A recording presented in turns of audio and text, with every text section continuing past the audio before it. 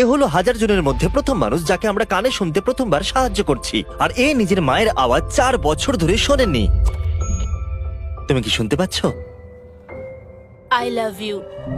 ও, next আমরা কেলির সাহায্য করেছি। কি?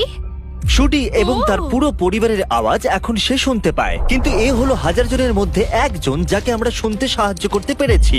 আমাদের কাছে 3 মিলিয়নেরও বেশি কাটিং এজ হিয়ারিং টেকনোলজি আছে, যেটা আমাদের পুরনো হিয়ারিং এডের মতো নয়। এই মানুষদের প্রয়োজনকে বোঝে এবং কোনো ক্ষতি ছাড়াই তাদেরকে শুনতে সাহায্য করে। তুমি কি আমার আওয়াজ শুনতে পাচ্ছ?